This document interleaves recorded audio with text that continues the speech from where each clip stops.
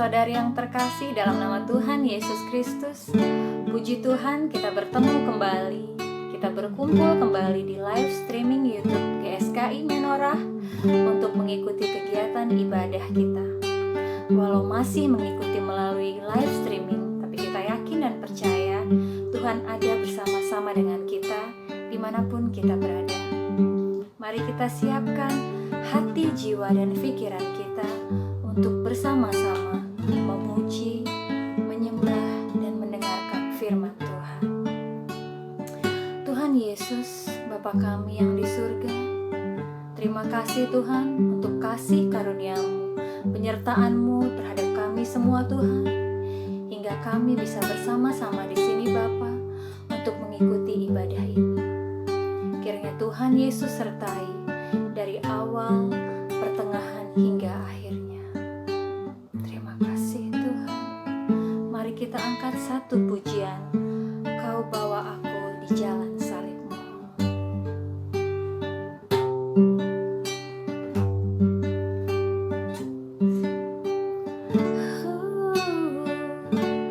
Kau bawa aku di jalan salib-Mu. Kau ajar melangkah di jejak hidupmu. Perjuangan yang telah kau lakukan, pengorbananmu demi kemenangan. Kita angkat pujian ini dari awal lagi bersama-sama. Kau bawa aku di jalan salib-Mu. Kau ajar melangkah di jejak hidupmu. Perjuangan yang telah kau lakukan,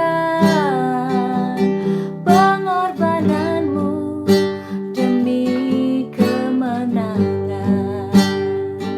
Ku mau ikut Yesus, Tuhan dan Rajaku, walau sukar dan berat jalan salib-Mu. Di sisi-Mu Tuhan, dalam penderitaan sampai kemuliaan bersama-Mu Tuhan. Kita angkat pujian ini dari awal.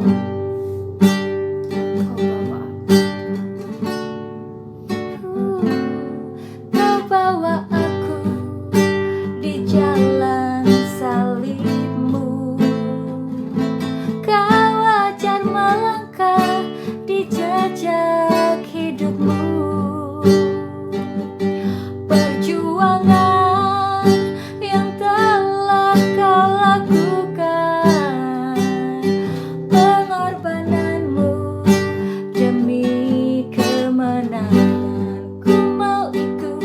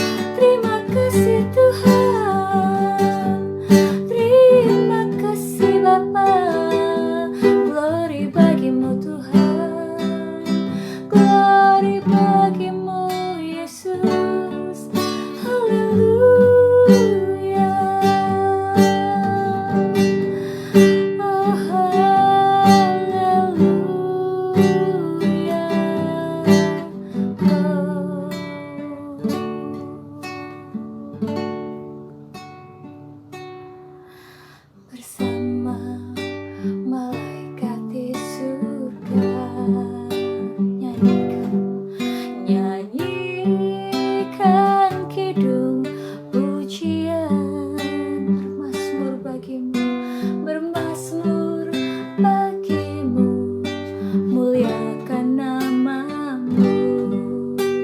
Yesus, aku memujimu. Tanganku ku angkat padamu, masuk dalam hadiratmu, rasakan kasihmu, ku jadi milikmu. Yesus, aku menyembahmu. Katakan Hosana, Hosana, Hosana. Aku memujimu. Haleluya,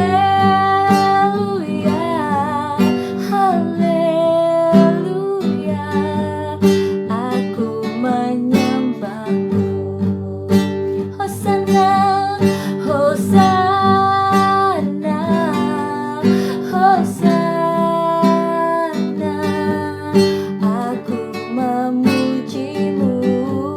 Haleluya, haleluya. Aku menyembahmu. Aku menyembahmu. Aku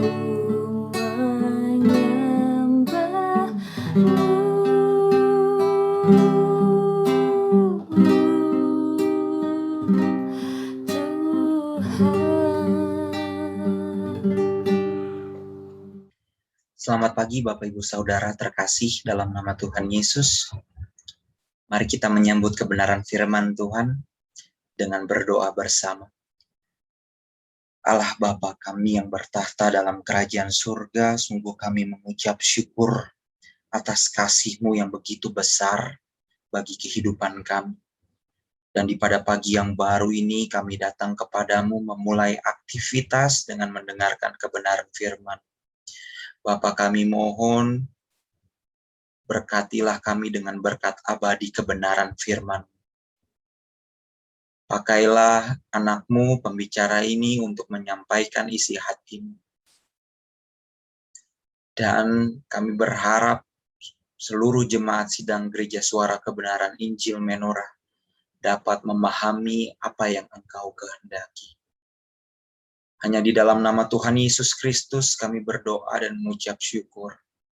Amin. Shalom Bapak Ibu Saudara terkasih. Pertama-tama izinkan saya untuk memperkenalkan diri. Nama saya Michaelian Jeremia Marius Yahaan. Biasanya dipanggil Michael atau Michaelian. Saya adalah mahasiswa Sekolah Tinggi Teologi Ekumene Jakarta, tingkat akhir, tepatnya semester 7. Saya adalah partner teman sekelas dari Saudara Joshua Putra Anugrah. Dan saat ini saya sedang melangsungkan praktek pelayanan lapangan disertai penulisan skripsi menuju tahun kelulusan saya di tahun 2022. Saya tinggal di Bojonggede, Kabupaten Bogor. Itu artinya kita sama-sama orang Bogor, Bapak Ibu Saudara. Dan pada kesempatan kali ini, saya akan menyampaikan kebenaran firman Tuhan yang sudah saya siapkan, bertemakan kemandirian rohani. Bapak Ibu Saudara, saya percaya bahwa kata kemandirian telah melekat dalam kehidupan kita. Kemandirian adalah kesanggupan untuk berdiri sendiri dengan keberanian dan tanggung jawab atas segala tingkah laku sebagai manusia dalam melaksanakan kewajibannya guna memenuhi kebutuhannya sendiri. Dari kalimat ini timbullah sebuah pertanyaan, sejak kapankah manusia dikatakan memiliki kemandirian? Dan untuk mendapatkan jawaban dari pertanyaan ini, saya mencoba mereview kehidupan saya selama 26 tahun ini, yang mana saya telah melewati fase demi fase, yakni fase kanak-kanak, fase remaja, dan beralih masuk ke dalam fase dewasa muda atau pemuda. Dan terus akan memasuki fase selanjutnya, yaitu fase tua lansia, kalau Tuhan kehendaki. Dan saya mengingat di umur saya yang ke-6 tahun, di fase kanak-kanak, saya telah sadar bahwa saya hidup. Bahkan saya bisa mengambil keputusan-keputusan dalam situasi dan kondisi di kehidupan kanak-kanak saya. Kalau saya lapar, saya tahu saya harus makan. Kalau saya lelah, saya tahu saya harus istirahat. Kalau saya membutuhkan pertolongan, saya tahu saya harus mencari orang lain untuk membantu saya. Saya tahu bahwa saya hidup.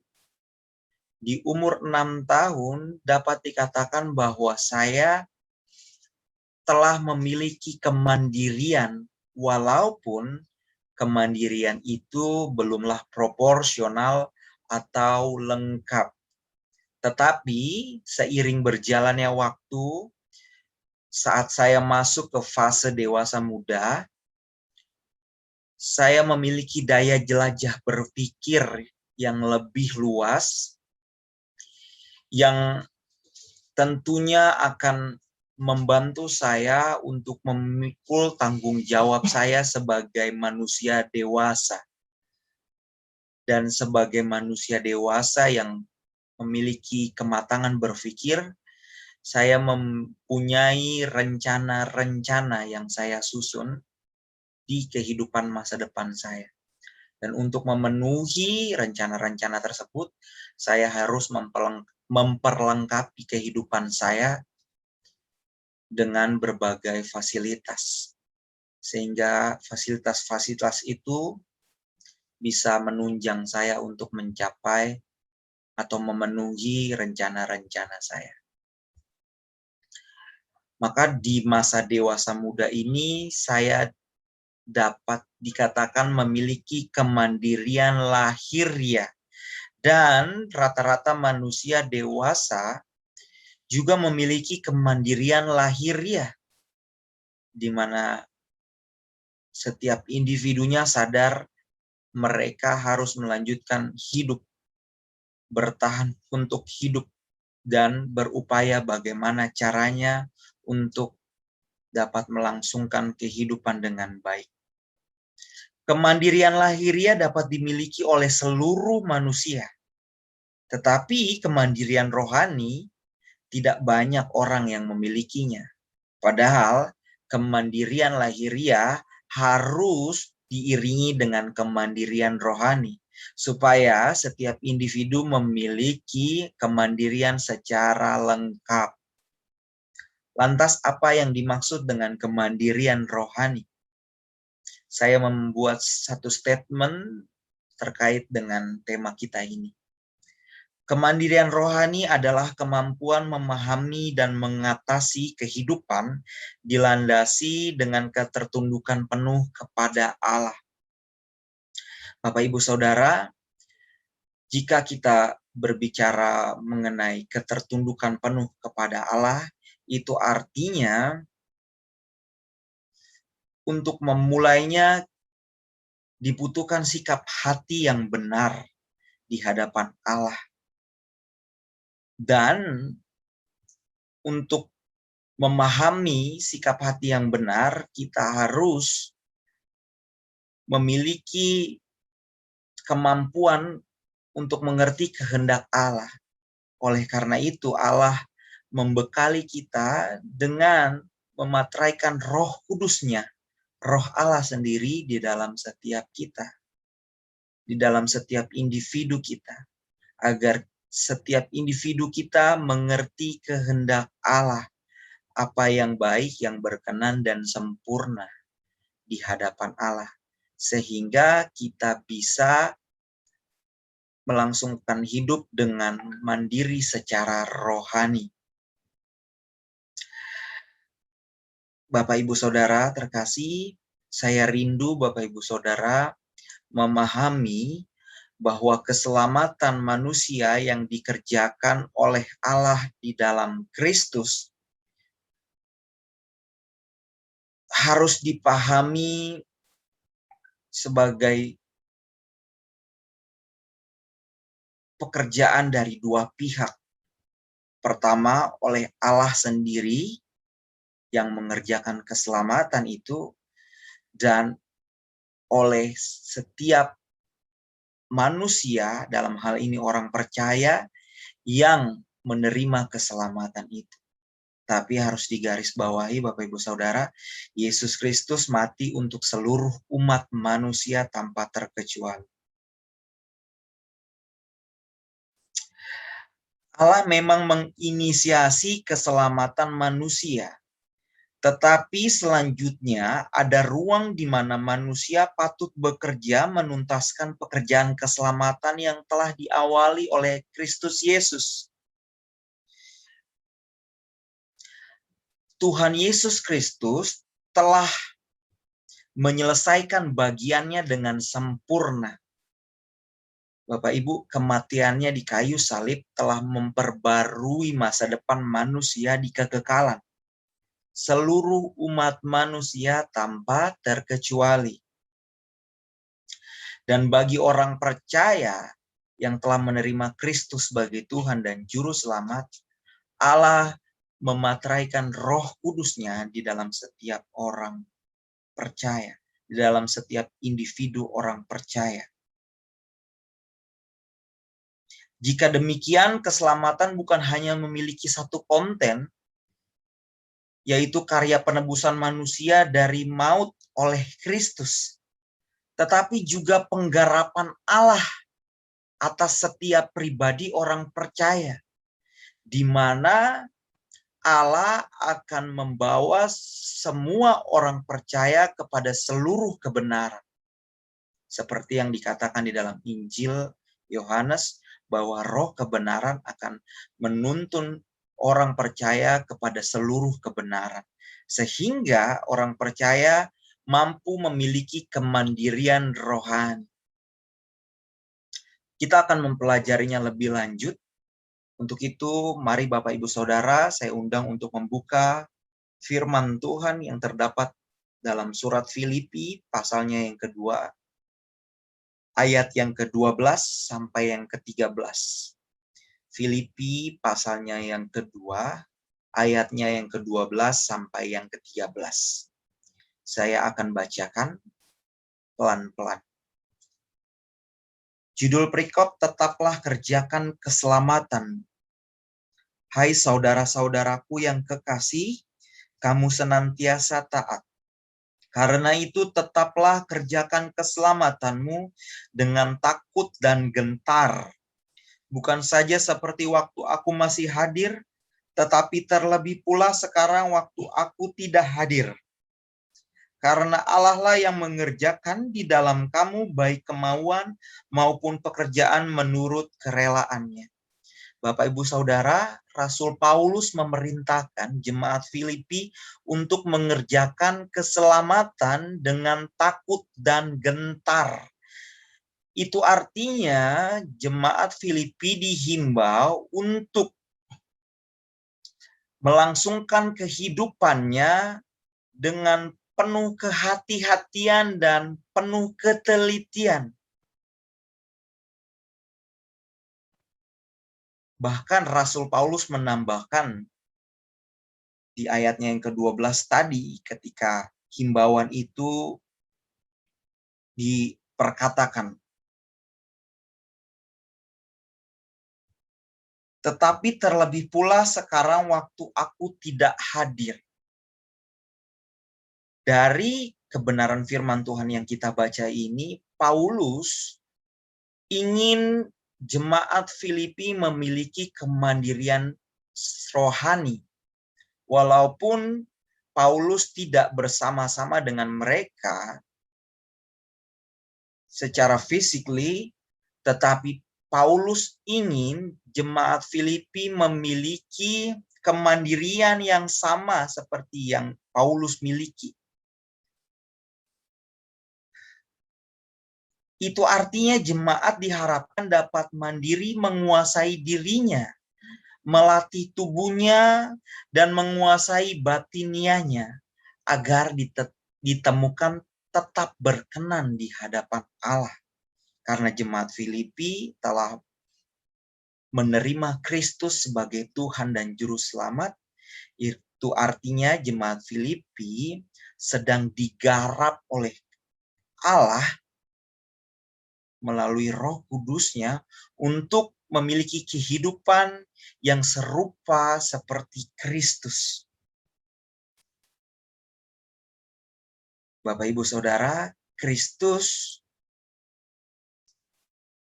dibangkitkan dari antara orang mati karena Kristus telah menang.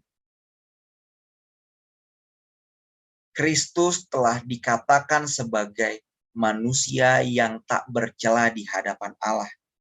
Dan sosok Kristus menjadi standar kehidupan orang benar di hadapan Allah. Di ayat yang ke-13 dalam pembacaan nas kebenaran firman Tuhan, ada satu kata yang penting untuk kita pahami, yaitu kata mengerjakan. Karena Allah lah yang mengerjakan di dalam kamu, baik kemauan maupun pekerjaan menurut kerelaan. Jika ditinjau dari bahasa aslinya Bapak Ibu, saya harus sampaikan untuk Bapak Ibu agar Bapak Ibu dapat memahami gambaran mengenai kata ini. Mengerjakan dalam bahasa aslinya adalah energon, bahasa Yunani. Berangkat dari akar katanya energeo, to be active, efficient, be effectual, be mighty in, show forth self, work effectually in. Dalam bahasa Indonesia kurang lebih artinya menjadi aktif, efisien, menjadi mujarab, perkasa, menunjukkan diri, bekerja dengan efektif. Dan di dalam ayatnya yang ke-13 dikatakan bahwa Allah lah yang mengerjakan.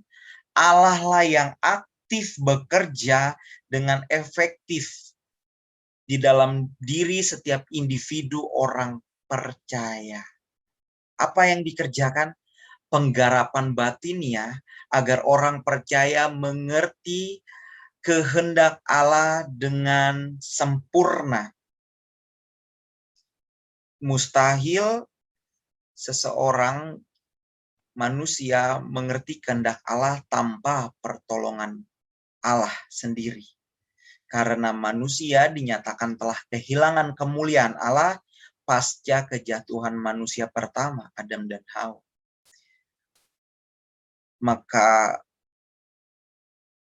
normal kalau Tuhan Yesus berkata tidak ada yang baik kecuali Allah. Karena sejatinya manusia tidak mengerti kehendak Allah oleh karena manusia telah kehilangan kemuliaan Allah, telah terpisah dari Allah. Tetapi ketika Tuhan Yesus menang di kayu salib, mati, bangkit dari kubur dan naik ke surga, Roh Kudus, Roh penolong itu dimateraikan di dalam setiap individu orang-orang yang menerima kabar baik Injil, yaitu Kristus, Anak Tunggal Allah yang menyelamatkan seluruh umat manusia. Dan orang-orang percaya ini diproyeksikan untuk hidup menjadi manusia ilahi, yang standarnya adalah sosok Yesus Kristus. Dan perlu adanya penggarapan batinnya. Bapak Ibu Saudara, kita semua ini lahir dari orang tua yang telah berdosa. Yang saya maksudkan adalah kita memiliki kodrat dosa. Seorang anak-anak tidak perlu diajar untuk berbohong. Mereka bisa berbohong dengan sendirinya. itu bukan talenta, tetapi itu bawaan kodrat dosa. Dan Allah harus menggarap hati orang percaya sehingga tidak lagi orang percaya memiliki gairah-gairah yang salah. Maka Bapak Ibu Saudara, jika memiliki anak-anak, didiklah mereka dengan kebenaran. Bawalah mereka kepada komunitas yang benar di gereja untuk mengerti kebenaran sejak dini. Karena Allah mau menggarap batin setiap individu orang percaya, dan itu butuh waktu yang panjang. Tetapi Bapak Ibu Saudara harus ketahui bahwa penggarapan Allah melalui Roh Kudus harus diresponi dengan kooperatif oleh setiap individu orang percaya. Itu artinya orang percaya harus bekerja sama dengan Roh Kudus, menggarap kehidupan batiniah orang percaya dan kehidupan jasmania tentunya. Karena kehidupan batiniah terkait dengan kehidupan jasmania. Kalau hati setiap individu baik, maka outputnya pun baik. Perilakunya baik, tampak terlihat baik. Ya, Bapak Ibu Saudara. Mari kita renungkan, kita refleksikan kebenaran firman Tuhan yang baru saja kita baca. Apakah kita punya kemandirian rohani sampai umur kita yang sekian ini? Apakah kita telah memiliki kemandirian rohani? Apakah sampai detik ini kita menanggapi penggarapan Allah dengan benar? Untuk meninjaunya kita butuh tolok ukur, Bapak Ibu Saudara. Dan saya mengajak Bapak Ibu Saudara untuk membuka kembali Galatia, pasalnya yang kelima, ayat ke-22 sampai ke-23. Surat Galatia, pasalnya yang kelima, ayat ke-22 sampai ke-23. Tetapi buah roh ialah kasih, sukacita, damai sejahtera, kesabaran, kemurahan, kebaikan, kesetiaan, kelemah lembutan, penguasaan diri. Tidak ada hukum yang menentang hal-hal itu. Bapak Ibu Saudara, jika setiap individu kita memiliki buah roh, yang tadi dikatakan di dalam Galatia pasal yang kelima ayat 22 sampai 23, maka kita disahkan memiliki kemandirian rohani. Mari kita teropong hidup kita. Apakah kita telah memiliki kasih? Kasih kepada Allah dan kasih kepada sesama. Apakah kita memiliki sukacita saat kita mendengarkan firman Tuhan? Atau sebaliknya, kita gelisah karena kita memiliki keinginan-keinginan dan keasikan-keasikan di luar gereja, di luar komunitas kekristenan, di pergaulan kita sehari-hari yang kurang berkenan atau tidak berkenan di hadapan Allah? Apakah kita memiliki kesabaran dalam kehidupan kita? Ketika kita dikhianati oleh sahabat, apakah kita tetap sabar dan mencoba memahami akan kesalahan sahabat kita? Karena setiap orang punya hak untuk berbuat salah. Apakah kita memiliki kemurahan hati melihat sesama manusia, sesama kita kekurangan? Apakah kita memiliki hati yang pecah dan memberikan apa yang kita miliki kepada orang yang membutuhkan? Karena Tuhan Yesus berkata, jika kamu memberikan minum kepada orang yang haus, kamu memberikan aku minum. Apakah kita memiliki kebaikan yang melebihi kebaikan orang-orang beragama pada umumnya? Dan seterusnya. Mari kita renungkan Bapak Ibu Saudara. Saat sedang berinteraksi dengan sesama, apakah Allah menemukan kerendahan hati dalam hidup kita? Apakah Allah menemukan kejujuran, ketulusan di dalam hidup kita? Saat kita diperhadapkan dengan dosa, apakah kita memilih untuk menyangkal diri kita dan mempertimbangkan perasaan Allah? Kalau Allah melihat aku berbuat salah, apakah yang akan dirasakan oleh Allah? Karena Allah memiliki perasaan. Bapak Ibu Saudara, orang percaya setiap kita harus tekun mengontrol dirinya sendiri.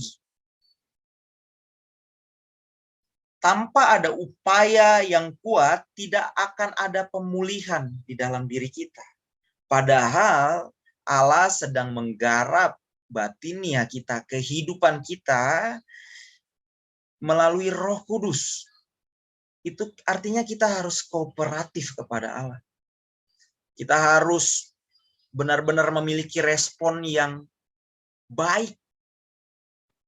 Kalau Allah memanggilmu untuk bertobat hari ini, jangan keraskan hatimu. Terimalah didikan Allah.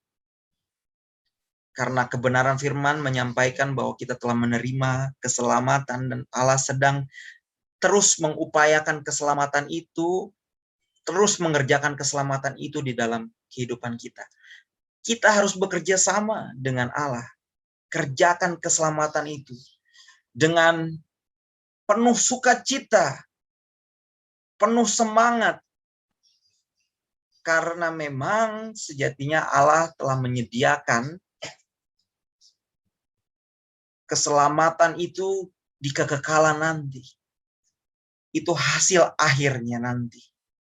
Bahwa kita bersama-sama tinggal di kerajaan surga, di mana Kristus menjadi rajanya, dan kita menjadi raja-raja kecil memerintah bersama dengan Dia.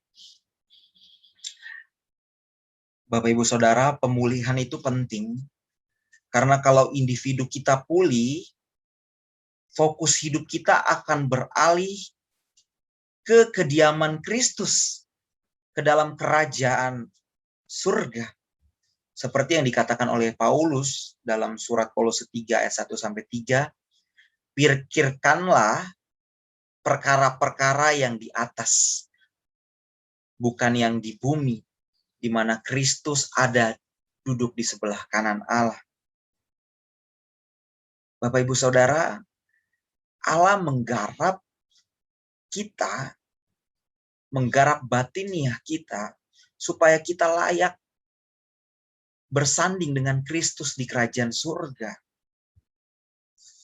Allah menggarap kita bukan tanpa maksud, karena tujuan Kristus anak tunggal Allah mati untuk seluruh umat manusia adalah membawa manusia kembali menyatu dengan Allah di kerajaan surga. Ya. Bapak Ibu Saudara, mari kita melatih diri melakukan kehendak Allah. Mari kita mengupayakan menghilangkan kebiasaan-kebiasaan yang tidak berkenan di hadapan Allah. Itu bukti bahwa kita kooperatif dengan garapan Roh Kudus. Melatih diri melakukan kehendak Allah dengan berupaya menghilangkan kebiasaan-kebiasaan yang tidak berkenan, itu adalah proses defense melakukan kehendak Allah, di mana kita menolak dosa, menolak perbuatan-perbuatan yang dapat mendukakan hati Allah. Ya. Kalau Bapak Ibu Saudara diajak untuk gosip, apa respon Bapak Ibu Saudara? Apa Bapak Ibu Saudara menikmatinya? Kalau iya, bertobatlah. Tetapi ketika kita diperhadapkan dengan situasi yang demikian, pilihlah untuk berdiam diri. Karena di dalam banyak bicara pasti ada pelanggaran. Yang kedua, latihlah dirimu melakukan kehendak Allah dengan bertanya apa yang harus kulakukan untuk menyenangkan hati Allah.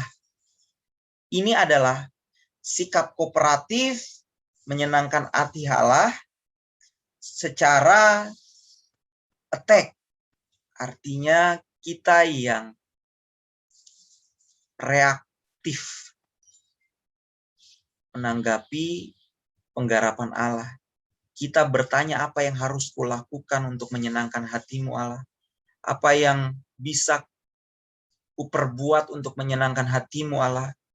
Beritahu aku Bapa, beritahu aku Tuhan Yesus.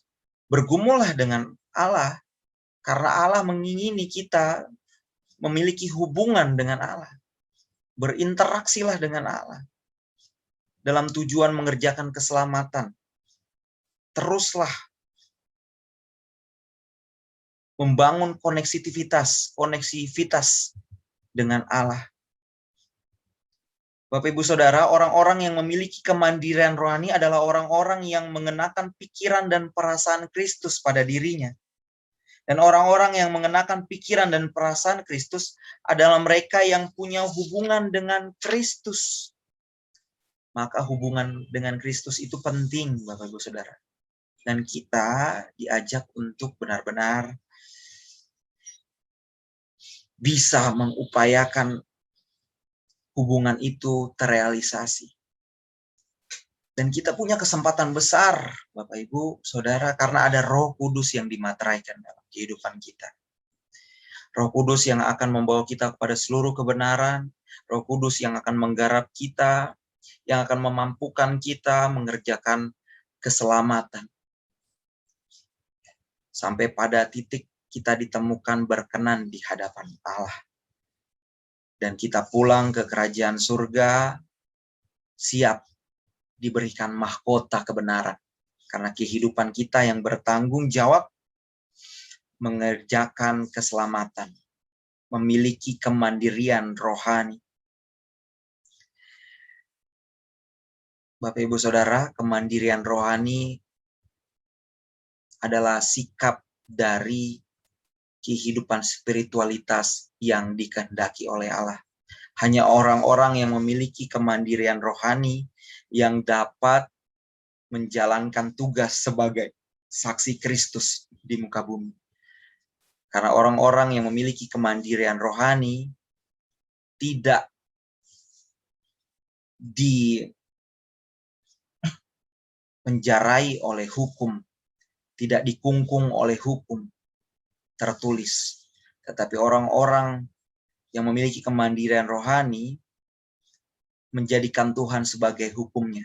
Itu artinya dimanapun, kapanpun, dan dalam keadaan apapun, orang-orang yang memiliki kemandirian rohani akan berhati-hati dalam menjalankan kehidupan. Agar kehidupannya selalu ditemukan berkenan di hadapan Allah. Mari Bapak Ibu Saudara, renungkan kebenaran firman ini dan belajarlah dengan tekun. Berupayalah untuk hidup benar di hadapan Allah. Karena Allah adalah Allah Immanuel, Allah yang selalu menyertai kita. Demikian firman Tuhan, mari kita berdoa. Bapa kami yang bertata di dalam kerajaan surga, kami mengucap syukur untuk kebenaran firman Tuhan di pada pagi hari ini. Kami rindu untuk memiliki kemandirian rohani, guna mengerjakan keselamatan sampai pada titik di mana kami ditemukan berkenan di hadapan ya Allah. Bapa kami yang bertata di dalam kerajaan surga, anakmu Michaelian telah selesai berkata-kata, tapi anakmu percaya bahwa Roh Kudus terus berkata-kata, berbicara, dan bekerja dalam kehidupan setiap individu di gereja Suara Kebenaran Injil Menorah. Kami serahkan hidup kami ke dalam tangan pengasihan-Mu, hanya di dalam nama Putra Tunggal-Mu Bapa, Tuhan kami, Yesus Kristus, kami berdoa dan mengucap syukur. Amin. Shalom.